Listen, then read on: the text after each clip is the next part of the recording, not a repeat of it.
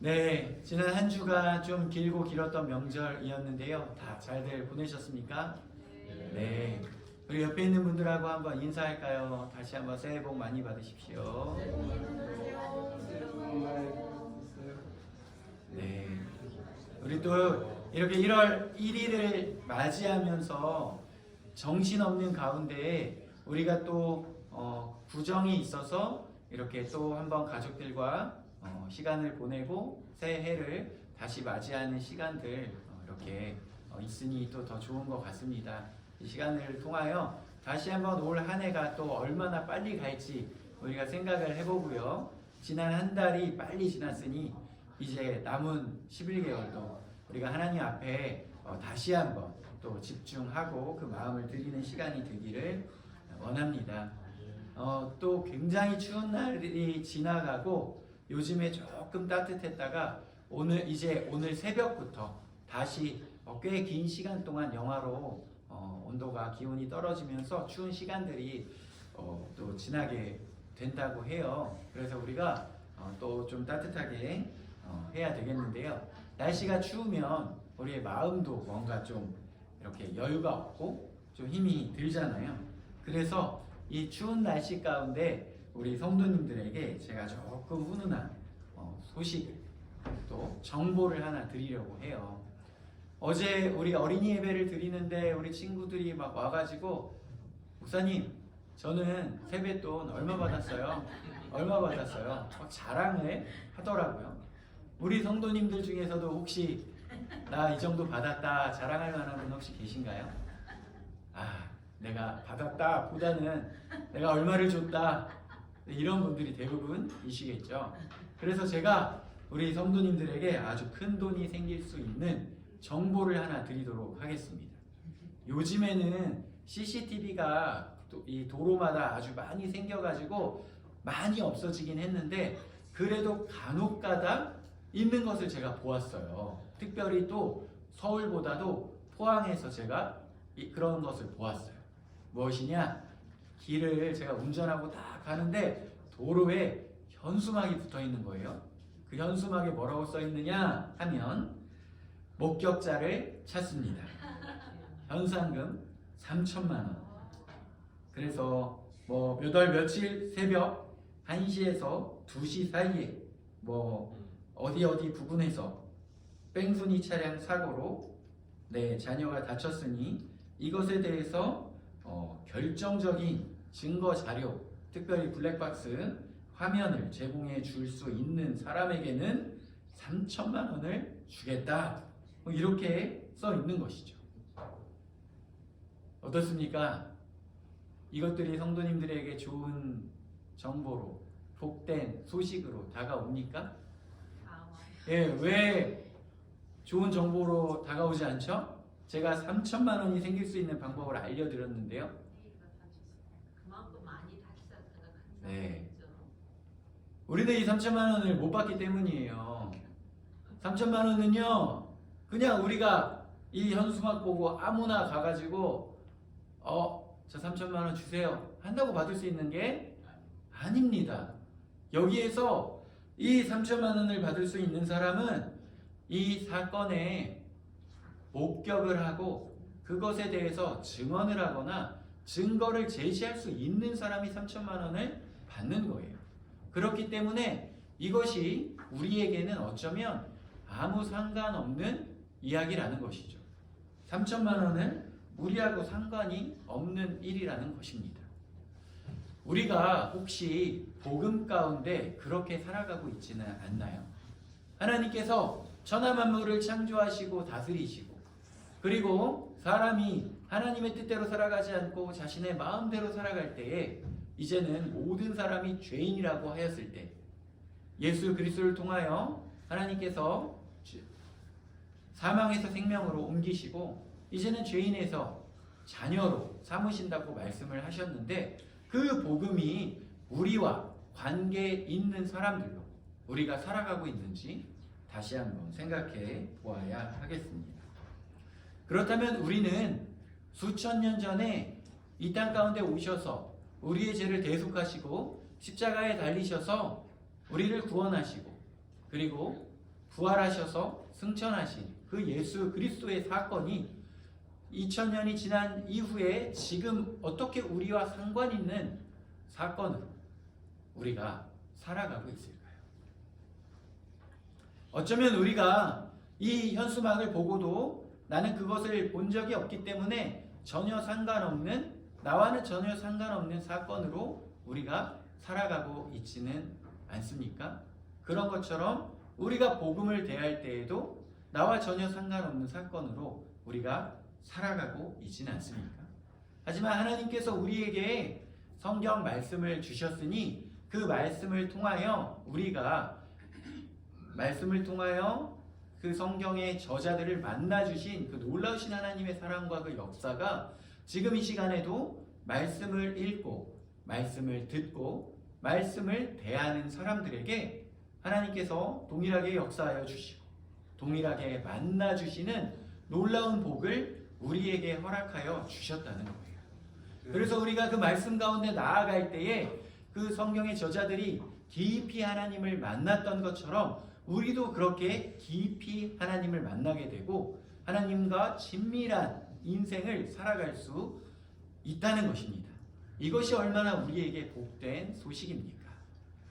오늘 이렇게 포항에서도 이 두 어린이와 함께하게 되었는데요. 매주 서울에서 만나다가 포항에서 만나게 되니까 나를 못 알아보는 거 아니야? 이런 의문이 제가 들었어요. 그래가지고 오늘 아침에 제가 막 옷을 입고 준비를 하면서 한번 물어봤어요. 하나, 그 서울에서 예배 드릴 때 매주 이렇게 와가지고 예배 드리는 그 목사님 있잖아. 그 뻥튀기도 갖다 주시고 그 목사님하고 이모부랑 좀 비슷하게 생기지 않았어? 제가 이렇게 함정을 파서 한번 질문을 해봤어요. 그랬더니 이모부 아니에요? 알고 있더라고요. 예, 헷갈리지 않더라고요. 그러니까 그렇게 매주 만나고 일주일에 한 번씩 만났던 것을 기억하고 있더라는 것입니다. 이게 서울이건 포항이건 장소에 상관없이 알아보더라는 거예요. 만나고 경험한다는 것은요, 그만큼 중요한 것이고 어린아이도 상황과 환경이 바뀌더라도 그것을 기억하고 알고 있다는 것입니다. 그래서 우리가 이 말씀을 통하여 하나님에 대해서 안다는 것은, 예수 그리스도를 만난다는 것은 그만큼 중요하다는 것입니다. 우리의 상황과 환경이 바뀔지라도 우리가 그것을 안다는 거예요. 우리가 그것을 기억한다는 것입니다. 그래서 우리가 이 복된 말씀을 기억하고 살아가기를 원합니다.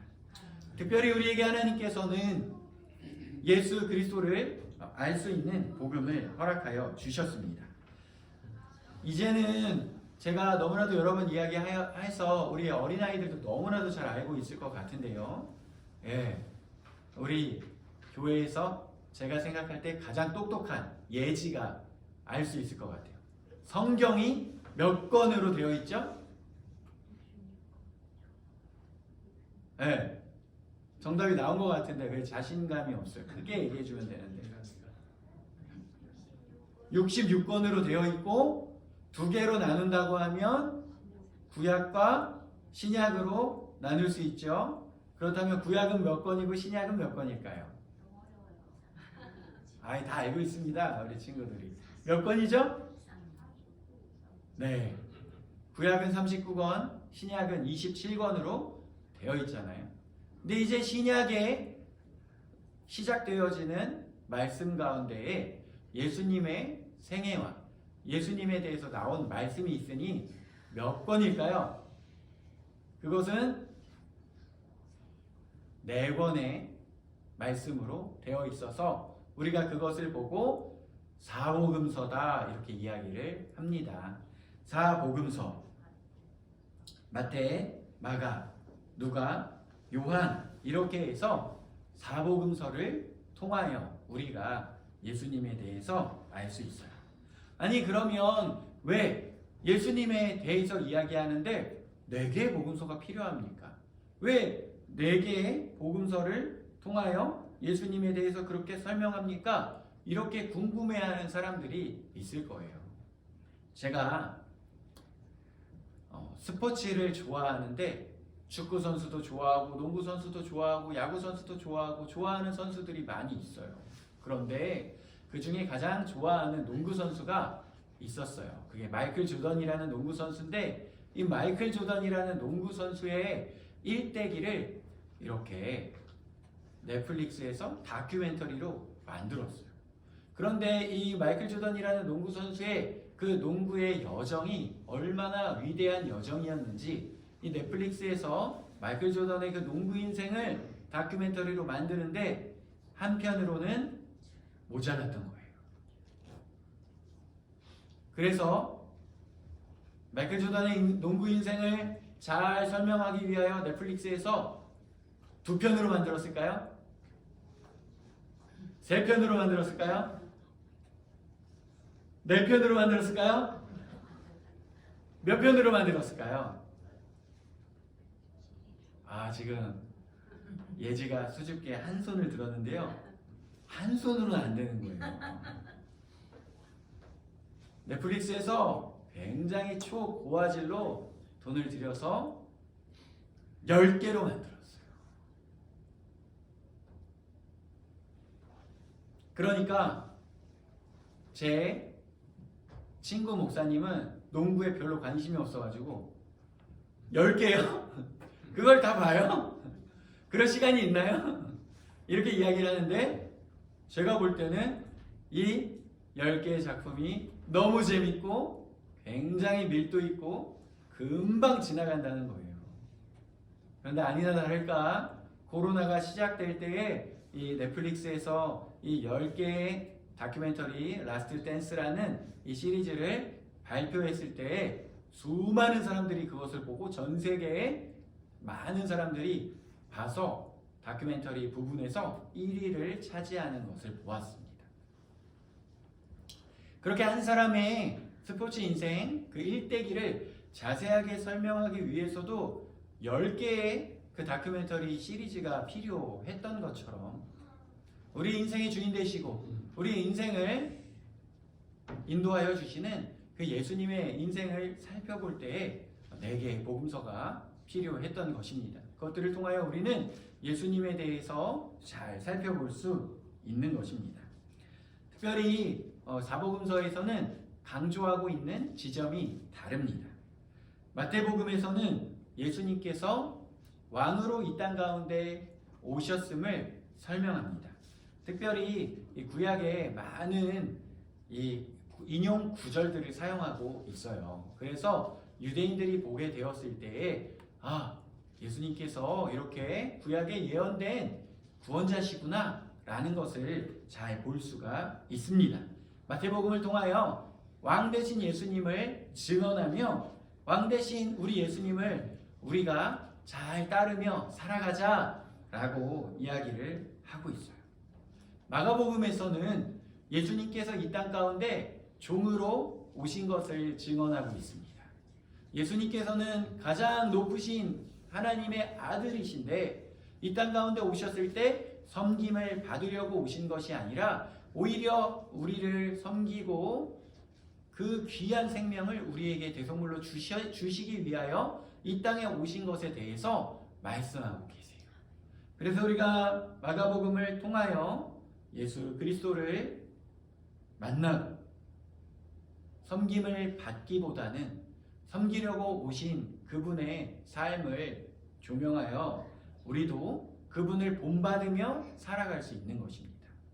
그래서 이 땅 가운데 우리가 하나님의 백성으로 살아갈 때에 가장 높으신 그분이 가장 낮은 곳에 임하여 주셔서 섬기신 것처럼 우리도 섬기며 살아갈 수 있는 것입니다. 누가복음은 특별히 예수님께서 인자, 사람으로 이 땅에 오신 것을 이야기하고 있어요. 그래서 우리가 그 말씀을 통하여 나도 예수님과 함께 하며 동행하며 살아갈 것을 또 말씀하고 있습니다. 그런데 우리가 사복음서라고 이야기를 하는데요. 여기에서 또 두 개로 나눌 수가 있습니다. 뭘로 나눌 수가 있을까요? 마태, 마가, 누가복음과 요한 복음으로 나눌 수가 있어요. 그래서 우리가 오늘부터 요한복음을 쭉 또 살펴보게 될 텐데요. 마태, 마가, 누가복음은요, 공통된 관점으로 예수님에 대해서 설명하고 증언하고 있어요. 그래서 우리가 그것을 공통된 관점으로 본다고 해서 공관복음이다 라고 이야기를 합니다. 우리가 이것을 헷갈리지 말아야 하는데요. 사복음서 해가지고 마태, 마가, 누가, 요한, 그러니까 또 우리가 그냥 공관복음 하면 이게 또 사복음서겠거니 라고 생각하면 안 됩니다. 이 사복음서 안에서도 공통된 관점의 복음, 마태, 마가, 누가 이렇게 세 가지 말씀을 구분하고요. 요한복음을 따로 설명한다는 거예요. 요한복음은 이 땅 가운데 예수님께서 하나님의 아들이 하나님께서 성육신 하신 것을 이야기하고 있어요. 그래가지고 앞에 세 가지의 말씀과 굉장히 다른 관점으로 설명하고 있는 것을 우리가 볼 수 있습니다. 그래서 마태, 마가, 누가복음에서는 예수님께서 이 땅 가운데 아기 예수의 모습으로 오신 것부터 설명하는데, 요한복음은 바로 태초부터 천하 만물 창조되고 모든 것이 지어질 때부터 이미 예수님께서는 하나님과 함께 하셨고, 이 모든 천하 만물이 말씀으로 지어질 때에 예수님께서 거기에 충만하게 계셨음을 바로 설명을 하고 있습니다. 그래서 그분이 하나님의 아들이시니 믿어라 라고 바로 이야기하는 것이 요한복음이라는 거예요. 그래서 우리가 너무나도 잘 알고 있는 것처럼 처음에 창세기에서 시작할 때에 태초에 하나님이 천지를 창조하시니라 라고 말씀하시는데요. 요한복음도 그것과 같은 시작을 합니다. 태초에 말씀이 계시니라. 이 말씀이 하나님과 함께 계셨으니 이 말씀은 곧 하나님이시니라 라고 이야기를 하고 있어요. 창세기와 시작하는 방법이 동일한 것을 우리가 알 수 있습니다. 그래서 요한복음을 통하여 바로 창세기에서 이야기하는 그 모든 천하 만물이 하나님의 말씀을 통하여 창조되어질 때에 함께 하셨던 그 말씀이 바로 예수님이심을 요한복음의 시작에서 이야기하고 있는 것입니다. 요한복음은 그리고 다른 공관복음과 다른 것이, 공관복음은 비유를 굉장히 많이 이야기를 해요. 하지만 요한복음은 그런 비유를 이야기하지 않습니다. 바로 설명하고요, 아주 강렬하게 설명을 합니다. 그리고 표적을 이야기해요. 표적이라는 것이 무엇입니까? 표적이라는 것이요, 이 영어로 봤을 때 사인입니다. 나타내는 거예요. 바로 이러한 표적들, 기적들을 통하여 예수님께서 바로 하나님이시다, 이것을 바로 나타내는 거예요. 바로 증거하는 것입니다. 그래서 다른 공간복음과 다르게 이렇게 비유하고 감추고 하는 것이 아니라 직설적으로 이야기하는 것을 우리가 알 수 있습니다. 그래서 요한복음에 7대 사건이 나옵니다. 가나의 혼인잔치, 그리고 왕의 신하의 아들을 고쳐 주셨던 사건, 베데스다의 연못의 기적, 그리고 오병이어, 무리를 거르심, 그리고 실로암 연못에서 소경을 고쳐주신 사건, 그리고 죽은 나사로를 살려주신 7가지의 사건이 나옵니다. 이 사건들을 통하여 예수님께서 놀라우신 하나님의 아들이심을 바로 보여주시는 거예요. 가나의 혼인잔치를 통하여 물이 바로 포도주로 바뀌는 것을 보여줍니다. 이것은 자연의 법칙을 거스르는 것이지요. 놀라운 사건입니다. 이것이 바로 예수 그리스도께서 모든 것을 창조하시고 다스리시는 분이심을 나타내 주시는 것입니다. 신하의 아들을 고쳐주실 때 먼 곳을 와서 예수님께 자신의 아들을 고쳐주실 것을 청하셨을 때 돌아가라고 이야기를 해요. 너의 아들이 나았다 라고 이야기를 합니다. 그러자 그의 왕의 신하는 자신도 다른 사람들의 이렇게 부리는 사람이고 그 사람들에게 명령했을 때 듣기 때문에 왕 대신 예수님께서 명령하시면 이미 들어주셨음을 믿고 믿음으로 자신의 집에 돌아갔을 때 예수님께서 명령하신 그 시간에 이미 아들이 낳았음을 경험하게 되는 것입니다. 벨레스다 연못에서 놀라운 예수님의 그 기적, 일어나라고 했을 때 오랜 시간 일어나지 못하고 있었던 그 사람에게 명령하신 그 명령을 듣는 것을 보게 되는 것입니다. 오병이어의 사건을 통하여 한정된 것을 통하여 수많은 사람들을 먹이시는 기적을 일으키셨습니다. 물 위를 걸어가시는 기적을 일으키셨어요. 소경을 고치시고 죽은 자를 살리시며 자신이 하나님의 아들 되심을 나타내시는 것을 우리가 볼 수 있는 것입니다. 예수님께서는 일곱 가지 사건 그리고 또 7대 선언을 하십니다. 이 7대 선언이라는 것은 무엇이냐면 예수님께서 자신이 누구인지를 설명하시는데요. 이것은 흡사 하나님께서 자신을 설명하신 것과 같은 형식입니다. 처음에 하나님께서 모세에게 나타나셔서 I am who I am, 나는 스스로 있는 자다 라고 말씀하셨는데요. 예수님께서 자신에 대해서 설명하실 때 에고 에이미 라고 이야기를 하세요. 그것은 I am 이에요. 처음에 I am who I am, 하나님께서 모세에게 자기 자신이 스스로 있는 분이라고 설명해 주셨던 것처럼 예수님께서도 나는 누구이다, 나는 뭐뭐이다 라고 설명해 주시는데 그것이 7가지로 요한복음에서 설명하고 있다는 것입니다. 예수님께서는 생명의 떡이라고 설명하십니다. 그리고 예수님께서는 자기 자신을 세상의 빛 되신다고 말씀하세요. 양의 문이 되신다고 말씀하십니다. 예수님 자신이 선한 목자가 되신다고 말씀하세요. 부활이요 생명이라고 말씀하십니다. 예수님 스스로 곧 길이요 생명이다 말씀하세요. 예수님께서는 자기 자신을 참 포도나무라고 말씀하십니다. 이렇게 7가지 선언을 통하여 예수님께서 자기 자신을 설명할 때에 우리가 우리의 인생 가운데 이 예수님을 만나야 하는 것입니다. 우리가 생명의 떡 되신 예수님을 만나야 합니다.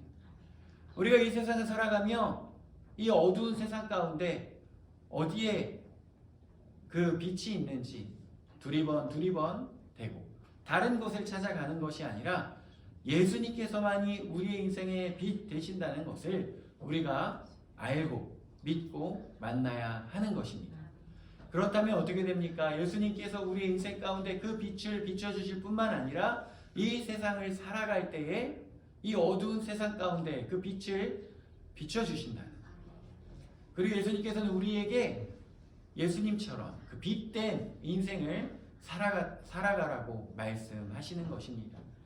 처음에 태초에 아무것도 없었을 때 흑암이 가득하고 그곳이 너무나도 무질서한 곳이었을 때 하나님께서 빛이 있으라 말씀하시고 그곳 가운데 빛이 비치며 질서가 형성되어졌던 것처럼 무질서한 것처럼 보여지는 이 세상 가운데 예수님의 그 빛이 비춰질 때에 질서가 생기고 그리고 그곳 가운데 그 혼란함이 무질서함이 사라진다는 거예요. 그래서 빛 대신 예수님을 우리가 바라보고 나아가야 하겠습니다. 양의 문이 되신 예수님 그리고 예수님께서 우리의 인생 가운데 선한 목자가 되어 주신다는 거예요. 예전에도 살펴보았고 앞으로도 살펴보겠지만 양은 굉장히 멍청하고 그리고 또 자기 스스로 자신을 지킬 수 없는 그런 동물이에요. 그래서 목자가 지켜주고 목자가 돌봐주지 않으면 그 생명을 오래 보존할 수 없는 것이 양의 인생이라는 것입니다. 그랬을 때 그 양을 지키는 선한 목자가 되신다는 예수님의 말씀을 의지하여 우리의 인생이 정말 보호받고 또 지킴받는 그런 인생이 되어지기를 원합니다. 예수님께서는 부활이요 생명이라고 말씀하셨어요. 십자가에 달리셔서 생명을 우리에게 주셨고 그것으로 끝나는 것이 아니라 반드시 부활하셔서 우리에게 그 부활의 첫 열매가 되어 주신다는 것입니다. 우리가 이 세상을 살아갈 때 어디로 가야 할지 모르고 살아가는 그 인생 가운데 예수님께서는 우리에게 그 길이 되어 주신다고 말씀하십니다. 그래서 우리는 예수님께서 가신 그 길을 걸어가며 또 동행하며 살아가는 것입니다. 예수님께서 참 포도나무가 되어 주신다고 말씀하십니다. 정말 좋은 품종의 그 포도나무, 그 포도나무에 우리가 붙어 있어서 좋은 열매를 맺는 인생을 살아가라고 말씀하시는 거예요.